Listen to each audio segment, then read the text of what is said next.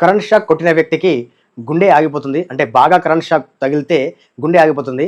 అలాంటి పరిస్థితిని ఏమని పిలుస్తారు? తెలిస్తే కామెంట్ చేయండి. ఈ వీడియోలో మనము 5th క్లాస్ ఈవీఎస్ టెక్స్ట్ బుక్లోని 11th లెసన్ తెలుసుకోబోతున్నాము. ఇది చాలా అంటే చాలా ఇంపార్టెంట్ అయిన టాపిక్. దీంట్లో ఉంటాయి ప్రతిదీ కూడా బిట్టుగానే కనిపిస్తుంది ఇందులో. కాబట్టి జాగ్రత్తగా చూడండి, నోట్స్ చేసుకోండి. టెట్లో మరియు డిఎస్సిలో కూడా ఇది చాలా ఉపయోగపడుతుంది. ఓకే, క్లాస్లోకి అయితే వెళ్దాం. ఇప్పుడు భద్రతా చర్యలు, ప్రథమ చికిత్స, సేఫ్టీ అండ్ ఫస్ట్ ఎయిడ్ అన్నట్టు. ప్రమాదాలు జరగకుండా మనం తీసుకునే చర్యలనే భద్రతా చర్యలు అని అంటాము. భద్రతా చర్యలు అంటే ఏంటంటే ప్రమాదాలు జరగకుండానే ముందుగానే దానికి తగిన జాగ్రత్తలు తీసుకోవడాన్ని భద్రతా చర్యలు అని అంటాము. భూకంపం అంటే భూమి కుదుపులకు లోనవ్వడం, కుదుపులు లేదా కదలికలు జరుగుతుంటాయి కదా, దాన్ని భూకంపం అని అంటాము. మరి దీన్ని ఏ విధంగా కొలుస్తామంటే రిక్టర్ స్కేల్తో వాటిని గుర్తించడం జరుగుతుంది. రిక్టర్ స్కేల్ పైన రీడింగ్స్ 6 to 7 పాయింట్స్ దాటితే, 6 నుంచి 7 పాయింట్లు దాటినట్లయితే అది ప్రమాదకరంగా చెప్పవచ్చు. ఒకవేళ 6 to 7 పాయింట్ల కన్నా తక్కువగా ఉన్నట్టయితే అంత ప్రమాదం ఏమీ జరగదు. మహారాష్ట్రలోని లాతూర్ జిల్లాలో 1993లో తీవ్రమైన భూకంపం సంభవించింది. తీవ్రమైన భూకంపం 1993లో ఎక్కడ సంభవించింది అని అడుగుతాడు. మహారాష్ట్రలో సంభవించింది. మహారాష్ట్రలో 1993లో తీవ్రమైన భూకంపం సంభవించింది. అది ఏ జిల్లాలో అంటాడు? లాతూర్ జిల్లాలో. గుజరాత్లోని కచ్ దగ్గరలో ఉన్న భుజ్లో 2001వ సంవత్సరంలో అతిపెద్ద భూకంపం సంభవించింది. గుజరాత్లో అతిపెద్ద భూకంపం ఎప్పుడు సంభవించింది? 2001లో సంభవించింది. గుజరాత్లో ఎక్కడ సంభవించింది? కచ్ దగ్గరలో ఉన్న భుజ్ అనే ప్రాంతంలో సంభవించింది. కదలని వాటి క్రింద, అంటే భూకంపాలు వచ్చినప్పుడు మనం ఎలా సేఫ్టీస్ ఉంటాయి కదా కొన్ని, ఆ ప్రికాషన్స్ చూసుకున్నట్టయితే కదలని వాటి కింద తలపై చేతులు పెట్టి కూర్చోవాలి. కదలని వాటి అంటే ఏంది? టేబుల్స్ లాంటివి ఉంటాయి కదా, అలాంటి వాటి కింద కూర్చోవాలి. చేతులు తల మీద పెట్టుకొని కూర్చోవాలి. ఎప్పుడు భూకంపం వచ్చినప్పుడు లిఫ్ట్ లాంటివి వాడకూడదు. అండ్ అదేవిధంగా అగ్ని ప్రమాదాలు జరిగినప్పుడు కూడా లిఫ్ట్ వాడకూడదు. ఒకవేళ మనం వాహనంలో ప్రయాణం చేస్తున్నాం, భూకంపం వస్తుంది, అప్పుడు ఏం చేయాలి? కారు ఆపేయాలా? ఆపకుండా నెమ్మదిగా వాహనాన్ని నడుపుతూ వెళ్ళాలి. స్లోగా వాహనాన్ని ముందుకు తీసుకెళ్ళాలి, కానీ ఎక్కడ ఆపే ప్రయత్నం చేయకూడదు. వరదలు సంభవించినప్పుడు, అంటే వరదలు అంటే ఏంటంటే నదులు, వాగులు, చెరువులు ఉంటాయి కదా, ఇవి వాటి పరివాహక ప్రాంతాన్ని దాటి బయటకు వచ్చి ప్రవహించడాన్ని వరదలు అంటాం. ఈ వరదల వల్ల చెట్లు కొట్టుకోపోతాయి, పంట నష్టం జరుగుతుంది, ఆస్తి నష్టం జరుగుతుంది, ఊళ్ళు కూడా కొట్టుకోపోతూ ఉంటాయి. ఇలాంటి వాటిని వరదలు అని అంటాం. ఈ వరదలు సంభవించినప్పుడు వచ్చే అంటువ్యాధులు ఏంటి అంటే కలరా, మలేరియా అనేవి ఈ వరదలు సంభవించినప్పుడు వచ్చే అంటువ్యాధులు. 1977లో 1977 సంవత్సరంలో దివిసీమలో ఉప్పెన వచ్చింది. దాదాపు 10,000 మంది కన్నా ఎక్కువ మంది ఇక్కడ చనిపోవడం జరిగింది దివిసీమ ఉప్పెనలో. 2009 సంవత్సరంలో కర్నూలు మరియు మహబూబ్ నగర్కు ఎప్పుడు వరదలు వచ్చాయంటే 2009లో వచ్చాయి. దివిసీమకు ఉప్పెన ఎప్పుడు వచ్చిందంటే 1977లో వచ్చింది. ఓకే, ప్రథమ చికిత్స అంటే ఏంటంటే రోగి లేదా బాధితునికి వెంటనే అందించే చికిత్స. ఎవరైతే రోగి ఉన్నారో లేదా ఎవరైతే బాధితులు ఉన్నారో అతనికి హాస్పిటల్కి వెళ్ళడానికన్నా ముందుగానే ట్రీట్మెంట్ చేయడానికి, అతనికి ఉపశమనం కలిగించడం కోసం చేసే ట్రీట్మెంట్ ఏదైతుందో దాన్ని ప్రథమ చికిత్స అంటాము. ఆ ప్రథమ చికిత్సలో భాగంగానే భయాన్ని పోగొట్టడం, ధైర్యాన్ని కల్పించడం కూడా ఈ ప్రథమ చికిత్సలోనే భాగంగా చెప్పుకోవచ్చు. 104 వాహనం అనేది ఎందుకు ఉపయోగిస్తామంటే ఇది ప్రతిరోజు ఒక గ్రామానికి వెళ్ళి ప్రజలకు ఆరోగ్య పరీక్షలు నిర్వహిస్తారు. ఈ 104 వాహనంలో ఉన్న సిబ్బంది ఏం చేస్తారంటే రోజుకు ఒక గ్రామానికి వెళ్ళాలి. అక్కడ ఉన్న గ్రామ ప్రజలకు ఆరోగ్య పరీక్షలు నిర్వహించి వారికి సలహాలు సూచనలు ఇస్తూ ఉంటారు అన్నట్టు వీళ్ళు 104 వాహనంలో. నెక్స్ట్ 104 ఫోన్ నెంబర్ ఉంటుంది. ఈ 104 ఫోన్ నెంబర్ ఎందుకు ఉపయోగపడుతుందంటే మనం వాళ్ళకి ఫోన్ చేసి మనకున్న సమస్యలు చెప్పినట్టయితే వాళ్ళు ఆరోగ్య సలహాలు మనకు ఇస్తూ ఉంటారు 104 ఫోన్ నెంబర్ వాళ్ళు. డెటాల్ లాంటి యాంటీసెప్టిక్ లోషన్ని నేరుగా వాడకూడదు. యాంటీసెప్టిక్ లోషన్స్ ఏవైనా సరే నేరుగా గాయాల మీద మనం అప్లై చేయకూడదు. వాటిని ఎలా వాడాలంటే కొన్ని చుక్కలు నీళ్ళల్లో కలపాలి. కలిపి దాంట్లో దూదిని ముంచి గాయాలను శుభ్రం చేసుకోవాలి. తర్వాత ఆ గాయాన్ని ఆయింట్మెంట్తో రాసేసి తర్వాత గాజు గుడ్డతో కట్టాలి. గాజు గుడ్డతో వాటిని కట్టేయాలి. కమిలిన గాయాలు లేదా ఒత్తుడు గాయాలు అయినప్పుడు ఏం చేయాలి? మంచు గడ్డ ఉంటుంది కదా, ఈ మంచు గడ్డను నేరుగా అప్లై చేయకూడదు. ఎక్కడైతే కమిలిన దగ్గర లేదా బెనికిన దగ్గర మనం ఏం చేస్తామంటే మంచు గడ్డను పెట్టి రుద్దుతుంటాం కదా, అలా నేరుగా రుద్దకుండా ఏం చేయాలట? పాలిథిన్ కవర్లో ఉంచాలట. పాలిథిన్ కవర్లో ఉంచి దాంతో కాపడం పెట్టే ప్రయత్నం చేయాలి. కాపడం పెట్టే పైన అద్దడం అన్నట్టు, అలా ఆ ప్రయత్నం చేయాలి. అర్ధ అడుగు లోతు వరద, అర్ధ అడుగు లోతులో వచ్చే వరద నీరు ఏదైతే ఉందో అది మనిషిని కింద పడేయగలుగుతుంది. 1 అడుగు లోతులో వచ్చే వరద నీరు ఏదైతే ఉందో అది కార్ల వంటి వాహనాలను కూడా కింద పడేయగలుగుతుంది ఈజీగా. 2 అడుగుల లోతులో వచ్చే వరద నీరు అనేది కార్ల వంటి వాహనాలను కొట్టుకొని పోయేలా చేస్తుందట, అంత శక్తి ఉంటుంది దానికి. ఇప్పుడు ఏ ప్రమాదానికి ఏ చికిత్స చేయాలి అని చెప్పి ఇచ్చాడో ఒకసారి చూద్దాం. బెనికిన గాయాలకి ఆయింట్మెంట్ గట్టిగా రుద్దకూడదు. గాయము బెనికిన గాయం అయితే దానికి ఆయింట్మెంట్ పెట్టి రుద్దకూడదు గట్టిగా. ఆ బెనికిన ప్లేస్కి రెస్ట్ ఇవ్వాలి, ఆ ప్లేస్ని ఎత్తుగా పెట్టి పడుకోవాలి.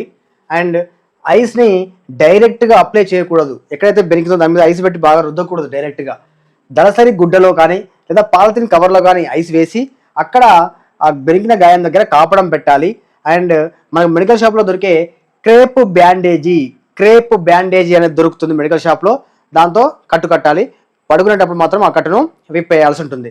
ఇక్కడ బెనికిన గాయానికి క్రేప్ బ్యాండేజ్. మామూలుగా గాయాలకైతే ఏం పెట్టాలనుకున్నాము, గాజు గుడ్డ అనుకున్నాం కదా. ఇక్కడేమో బెనికిన గాయానికి మాత్రము క్రేప్ బ్యాండేజ్. రెండింటికి తేడా గుర్తుపెట్టుకోండి. కాలిన గాయాలకు ఏం చేయాలి? కాలిన గాయాలను చల్లని నీటి దార కింద లేదా చల్లని నీటిలో 15 నుంచి 20 నిమిషాలు ఉంచాలి. 15 నుంచి 20 నిమిషాలు అయితే ఉంచాలి. గాయం అరచేయి మందం ఉంటేనే, గాయం పెద్దగా ఉంటేనే దానికి ఆయింట్మెంట్ రాయాలి. బొబ్బలు వస్తే వాటిని చిదపకూడదు, బ్యాండేజీతో కట్టకూడదు, ఐస్ పెట్టకూడదు. కాలిన గాయాలకు ఐస్ పెట్టొద్దు, బ్యాండేజీతో కట్టొద్దు, ఆ బొబ్బలు ఏదునే వాటిని చిదపకూడదు. మనిషికి మంటలు అంటుకుంటే పరిగెత్తకూడదు. అప్పుడు ఏం చేయాలి, అది ఏమవుతుంది పరిగెడితే అంటే గాలికి ఆ మంటలు ఇంకా ఎక్కువ అవుతాయి. అప్పుడు మనం పాటించాల్సిన నియమం SDR నియమాన్ని మనం పాటించాలి. అంటే S అంటే స్టాప్, D అంటే డ్రాప్, R అంటే రోల్. అంటే ఆగి కింద పడి బొర్లాలి, అటు ఇటు దొరలాలి. దానివల్ల మంటలు ఆరిపోతాయి, అంతేగాని పరిగెత్తకూడదు. పాయిజన్స్ విష పదార్థాలు తీసుకున్న వ్యక్తి ఏం చేయాలంటే ఎక్కువగా నీటిని తాగించాలి. ఎందుకు తాగించాలి? విషం యొక్క తీవ్రత తగ్గుతుంది. ఎక్కువగా నీళ్ళు తాగడం వల్ల ఏమవుతుందంటే విషం యొక్క తీవ్రత అనేది తగ్గుతుంది. అండ్ వాంతి చేయించకూడదు, బలవంతంగా వాంతి చేయించకూడదు. స్పృహ తప్పిపోకుండా చూసుకొని హాస్పిటల్కి తీసుకెళ్ళాలి ఫాస్ట్గా, గోల్డెన్ అవర్లో. స్పృహ తప్పిపోతే ఏం జరుగుతుంది? స్పృహ తప్పిపోయిన వరకు ఏం చేయాలంటే మనము వారిని వెల్లకిలా పడుకోబెట్టకూడదు. ఇలా వెల్లకిలా పడుకోబెడితే వారి యొక్క శ్వాసక్రియకి వారి యొక్క నాలుకే అడ్డుపడే ఛాన్స్ ఉంటుంది, ప్రాణాలు పోతాయి. కాబట్టి అతన్ని ప్రక్కకు తిప్పి పడుకోబెట్టాలి, వెంటనే హాస్పిటల్కి తీసుకెళ్ళాలి. ప్రక్కకు తిప్పి పడుకోబెట్టి హాస్పిటల్కి తీసుకెళ్ళాలి. గుండెపోటు అంటే ఏంటంటే ఛాతీలో తీవ్రమైన నొప్పి ఉండాలి. అండ్ దాంతోపాటు శరీరంలో ఇంకెక్కడైనా నొప్పి ఉండాలి. ఛాతీలో ఒక దగ్గర నొప్పి ఉంటే అది గుండెపోటు కాదు. ఛాతీలో నొప్పితో పాటుగా ఇంకా వేరే పార్ట్స్లో, బాడీ పార్ట్స్లో ఎక్కడైనా సరే విపరీతమైన నొప్పి అయితే ఉండాలి. దాంతోపాటు ధారాపాతంగా చెమట అనేది కారుతూనే ఉండాలి. ఎవరికి అంటే చెమట నార్మల్గా వస్తుంది, అలా కాకుండా ఎక్కువగా చెమట కారుతుంది అనుకోండి, అప్పుడు కడుపులో వికారంగా అనిపిస్తే కూడా అంటే అతనికి ఛాతీలో నొప్పి రావాలి, బాడీ పార్ట్స్లో ఇంకెక్కడైనా నొప్పి రావాలి, వాంతి వచ్చినట్టుగా అనిపించాలి, అంటే వికారంగా అనిపించాలి. అండ్ దాంతోపాటుగా ధారాపాతంగా చెమట కూడా కారాలి. ఇవన్నీ వస్తే అప్పుడు గుండెపోటుగా మనము చెప్పొచ్చు. ఈ గుండెపోటు వచ్చిన వ్యక్తిని మనం హాస్పిటల్కి తీసుకెళ్తున్నప్పుడు ఏం చేయాలంటే తీసుకోవాల్సిన జాగ్రత్తలు ఏంటంటే అతన్ని కూర్చోబెట్టి దగ్గమని చెప్తూ హాస్పిటల్కి తీసుకెళ్ళాలి. అతన్ని కూర్చోబెట్టాలి, దగ్గమని చెప్తూ హాస్పిటల్కి తీసుకెళ్ళాలి. అంటే హాస్పిటల్కి వెళ్ళే వరకు అతను అలా దగ్గడానికి ట్రై చేస్తూ ఉండాలి. అతన్ని పడుకోబెట్టకూడదు, అతన్ని నడిపించకూడదు, అతన్ని నిల్చోబెట్టకూడదు. ఎవరైతే గుండెపోటు వచ్చిన వ్యక్తి ఉన్నారో అతన్ని కూర్చోబెట్టి దగ్గమని చెప్తూ హాస్పిటల్కి తీసుకెళ్ళాలి. పడుకోబెట్టకూడదు, నడిపించకూడదు, నిల్చోబెట్టకూడదు. ఓకే. ఎముకలు విరిగినప్పుడు ఏం చేయాలంటే ఆ విరిగిన ప్రాంతాన్ని కదిలించకుండా ఉండాలి. ఎక్కడైతే ఎముకలు విరిగినాయో ఆ ప్రాంతాన్ని కదిలించకుండా ఉండి అతన్ని హాస్పిటల్కి తీసుకెళ్ళాలి. గోల్డెన్ అవర్ అంటే ఏంటంటే ప్రమాదం జరిగిన మొదటి గంటను గోల్డెన్ అవర్గా చెప్తాం. అంటే ప్రమాదం జరిగినప్పటికీ గంట అవ్వలేదు, దాన్నే గోల్డెన్ అవర్ అంటాం. దీనివల్ల ఉపయోగం ఏంటంటే ప్రమాదం జరిగిన గంట లోపు మనం అతని హాస్పిటల్ తీసుకెళ్లి ట్రీట్మెంట్ చేయించగలిగితే అతని ప్రాణాలు రక్షించబడతాయి. 99% ఛాన్స్ ఉంది. కాబట్టి దీన్నే గోల్డెన్ అవర్ అని పిలుస్తున్నాము. ఓకే. నెక్స్ట్ పక్షవాతం గురించి చూద్దాం. పక్షవాతం అంటే బీపీ ఉన్న వాళ్ళు ఎవరైతే ఉన్నారో వాళ్ళు ఒళ్ళు తిరుగుతుంది, తిమ్మిరిగా ఉంది అని చెప్తే పక్షపాత చిహ్నంగా భావించాలి. అప్పుడు వెంటనే వాళ్ళని నవ్వమని చెప్పాలి. నవ్వమని చెప్పినప్పుడు మూతి వంకరగా ఉందనుకోండి, మూతి వంకర పోతుంది నవ్వమని చెప్పినప్పుడు, లేదా సరిగా మాట్లాడలేకపోతున్నారు, చేతులు ఎత్తలేకపోతున్నారు అంటే అది పక్షపాత చిహ్నంగా మనం భావించాలి. వెంటనే వాళ్ళని గోల్డెన్ అవర్లో హాస్పిటల్కి తీసుకెళ్ళాలి. కుక్క కాటు, కుక్క, కోతి, సుందెలుక వంటి జంతువులు కరిచినప్పుడు ఆ గాయాన్ని సబ్బు నీళ్ళతో బాగా కడగాలి. కడిగిన తర్వాత వాళ్ళు హాస్పిటల్కి తీసుకెళ్ళాలి. బ్యాండేజీ వేయకూడదు, కుట్లు వేయకూడదు. బ్యాండేజీ కానీ కుట్లు కానీ వేయకూడదు. సబ్బు నీళ్ళతో బాగా కడిగి హాస్పిటల్కి తీసుకెళ్ళాలి. పాము కాటు, పాము కాటు వల్ల చనిపోయే వాళ్ళలో 90% మంది, పాము కాటు వల్ల చనిపోయే వాళ్ళలో 90% మంది భయంతోనే చనిపోతున్నారు. ఆ పాము కరిచిన ప్రదేశాన్ని కదలకుండా ఉంచి స్పృహ తప్పిపోకుండా హాస్పిటల్కి తీసుకెళ్ళాలి. వడదెబ్బ తగిలితే, వడదెబ్బ తగిలినప్పుడు ఏం చేయాలి? ఎండలో తిరిగిన ప్రతి ఒక్కరికి వడదెబ్బ తగలదు. ఎండలో తిరిగితే మరి వడదెబ్బ తగులుతుందా అంటే అందరికీ అది తగలకపోవచ్చు. విపరీతమైన జ్వరం ఉంటూ ఒళ్ళు తిరగడం, వాంతి, బాగా తలనొప్పి ఉన్నట్లయితే అతనికి వడదెబ్బ తగిలినట్టుగా మనం చెప్పవచ్చు. అతనికి ఏం చేయాలి? నీళ్లు త్రాగించకూడదు. వడదెబ్బ తగిలింది అని చెప్పి బాగా నీళ్లు తాగించకూడదు. చల్లని నీటిలో ముంచిన గుడ్డతో శరీరం తుడవాలి. ఫస్ట్ శరీరం యొక్క వేడిని తగ్గించడం కోసం ఏం చేయాలంటే చల్లని నీటిలో ముంచిన గుడ్డను తీసుకొని, ఒక క్లాత్ని తీసుకొని ఆ బాడీ అంతా కూడా బాగా తుడవాలి. తుడవడం వల్ల ఏమవుతుందంటే శరీర ఉష్ణోగ్రత నార్మల్కి వస్తుంది. అప్పుడు వచ్చిన తర్వాత ఓఆర్ఎస్ ద్రావణం కానీ ఎలక్ట్రాల్ కలిపిన ద్రావణం నీటిని కానీ తాగించాలి. ఓఆర్ఎస్ ద్రావణం కానీ ఎలక్ట్రాల్ కలిపిన నీటిని కానీ అతనికి తాగించాలి. అంతేగాని ముందే నీళ్లు బాగా తాగించే ప్రయత్నం చేయకూడదు. కంట్లో రసాయనాలు పడ్డాయి. కంట్లో రసాయనాలు పడినప్పుడు ఏం చేయాలంటే ఉధృతంగా ప్రవహించే చల్లని నీళ్ళ కింద 15 నుంచి 20 నిమిషాలు ఉంచాలి. ఉధృతంగా ప్రవహించే చల్లని నీటి కింద 15 నుంచి 20 నిమిషాలు ఉంచాలి. అంటే ట్యాప్ కింద ఉంచాలని చెప్తున్నాడు.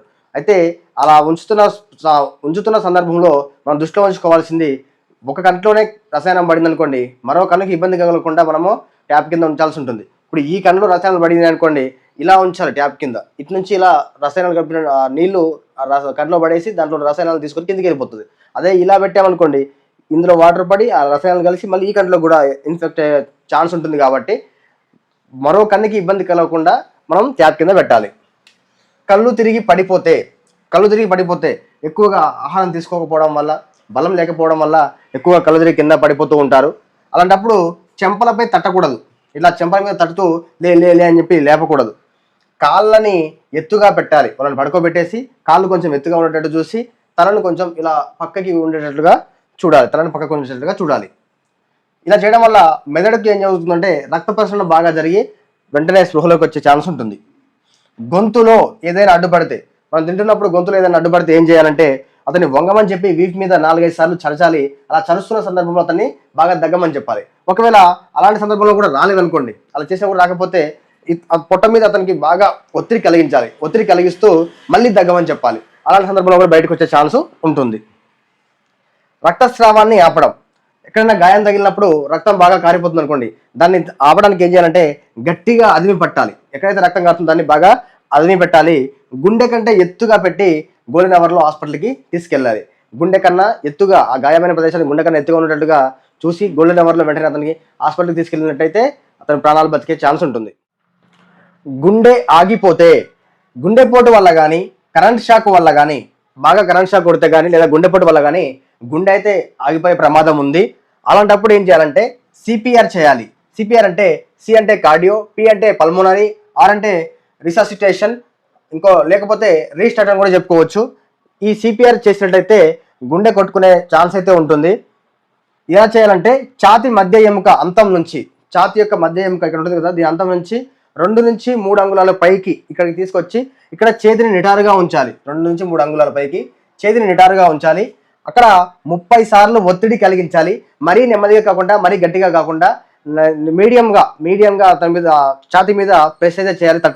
30 టైమ్స్ చేయాలి. 2 సార్లు కృత్రిమ శ్వాసను అందించాలి.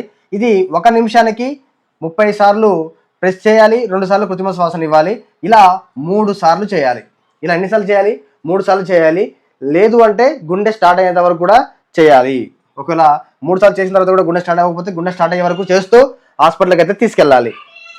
ఈ కృత్రిమ శ్వాసను ఇస్తున్నప్పుడు గడ్డాన్ని పైకెత్తాలి, ముక్కు రంధ్రాలని మూయాలి. గడ్డాన్ని పైకెత్తి ఉంచి ముక్కు రంధ్రాలు మూసి కృత్రిమ శ్వాసను అయితే అందించాల్సి ఉంటుంది. ముక్కులోంచి రక్తస్రావం వస్తే ఏం చేయాలి? ముక్కులోంచి రక్తం గారుతున్నప్పుడు ఏం చేయాలి? తలని ఇలా వెనక్కి పెట్టి ఆపే ప్రయత్నం అయితే అస్సలు చేయొద్దు. తలని వెనక్కి పెట్టి ఆపే ప్రయత్నం అస్సలు చేయొద్దు. తల ముందుకి వంచి మెత్తటి భాగాన్ని 10 నిమిషాలు పట్టుకోవాలి. తలను ఇలా రక్తం కాసినప్పుడు ఇలా ముందుకు వంచి ఏదైతే మెత్తటి భాగం ఉందో దాన్ని ఇలా 10 నిమిషాలు పట్టుకొని ఉండాలి. 10 నిమిషాలు ఇలా పట్టుకొని ఉండాలి. దూది పెట్టి ఆపే ప్రయత్నం చేయకూడదు. ముక్కులో దూది పెట్టి ఆపే ప్రయత్నం చేయకూడదు. బీపీ ఉన్న వాళ్ళకు మనం తలను ముందుకు పెట్టి ఇలా ఆపే ప్రయత్నం అయితే చేయాల్సిన అవసరం లేదు. వాళ్ళకి 5 నుంచి 10 చుక్కలు డ్రాప్స్ వచ్చేసి రక్తము తర్వాత అదే ఆగిపోతుంది. ఇక్కడ వీళ్ళకి బీపీ అనేది సేఫ్టీ వాల్యూ లాగా పనిచేస్తుంది. సేఫ్టీ వాల్యూ లాగా బీపీ అనేది పనిచేస్తుంది. కరెంట్ షాక్ కొట్టినప్పుడు స్విచ్ ఆఫ్ చేసి ప్లగ్ తీసేసిన తర్వాతనే అతని దగ్గరికి వెళ్ళాలి. వెళ్ళి వ్యక్తి యొక్క గడ్డాన్ని పైకెత్తాలి. వ్యక్తి యొక్క గడ్డాన్ని పైకెత్తి ఇలా ఉంచినట్లయితే అతనికి శ్వాస ప్రారంభమవుతుంది. ఒకవేళ శ్వాస ఆగిపోయినట్లయితే అలా చేసిన తర్వాత కూడా శ్వాస ప్రారంభం కాకపోతే కృత్రిమ శ్వాస అందించాలి. ఇంతకుముందు మనం చెప్పుకున్నట్టుగా కృత్రిమ శ్వాసను అయితే అందించాలి. షాక్ బాగా ఎక్కువ కొడితే గుండె కూడా ఆగిపోయే ప్రమాదం ఉంది. మనం చెప్పుకున్నాం కరెంట్ షాక్ వల్ల గుండె ఆగిపోతుందని. గుండె కూడా ఆగిపోయే ప్రమాదం ఉంది. ఇలాంటి పరిస్థితిని కార్డియాక్ అరెస్ట్ అంటాం. ఇలా గుండె ఆగిపోయే పరిస్థితిని కార్డియాక్ అరెస్ట్ అంటాం. అంటే కరెంట్ షాక్ బాగా కొట్టడం వల్ల గుండె ఆగిపోతుంది, దాన్ని కార్డియాక్ అరెస్ట్ అంటాము. కార్డియాక్ అరెస్ట్ అని అంటాము. ఇలాంటి పరిస్థితులు ఏం చేయాలి మరి? సిపిఆర్ చేయాలి. కార్డియాక్ అరెస్ట్ జరిగినప్పుడు సిపిఆర్ చేస్తే గుండె స్టార్ట్ అవుతుంది. ఇంతకుముందు మనం చెప్పుకున్నాం. పాము కానీ తేలు కానీ కరిచినప్పుడు తాడు కట్టకూడదు, ఘాటు పెట్టకూడదు, రక్తం పీల్చకూడదు. అంటే తాడు కట్టడం వల్ల రక్తస్రావానికి ఇబ్బంది కలుగుతుంది కాబట్టి తాడు కట్టకూడదు. ఘాటు పెట్టకూడదు అంటే శుభ్రపరచని బ్లేడ్ లాంటి కత్తి లాంటి వాటితో అక్కడ ఘాటు పెట్టడం ద్వారా ధనుర్వాతం వచ్చే ప్రమాదం ఉంటుంది కాబట్టి ఘాటు పెట్టకూడదు. రక్తం పీల్చకూడదు. నోటి ద్వారా రక్తాన్ని పీల్చడం ద్వారా వాళ్ళ విషయము మన నోట్లోకి ప్రవేశించి మన శరీరంలోకి ప్రవేశించే ఛాన్స్ ఉంటుంది కాబట్టి రక్తాన్ని పీల్చకూడదు. ఇది ఎవరు చెప్పారంటే మనకు వరల్డ్ హెల్త్ ఆర్గనైజేషన్ వాళ్ళు చెప్పడం జరిగింది. ఒక చిన్న టాపిక్ అయితే మిస్ అయింది. అదేంటంటే ప్రాణరక్షణ సూత్రాలు. ప్రాణరక్షణ సూత్రాలు అనేవి 3 ప్రాణరక్షణ సూత్రాలు ఉంటాయి. ఒకసారి అది టెక్స్ట్ బుక్లో ఉంది, చిన్న బాక్స్. ఒకసారి చూసే ప్రయత్నం అయితే చేయండి. నేను కమ్యూనిటీలో పోస్ట్ అయితే చేస్తాను, దాంట్లోనైనా చూడండి. ఓకే.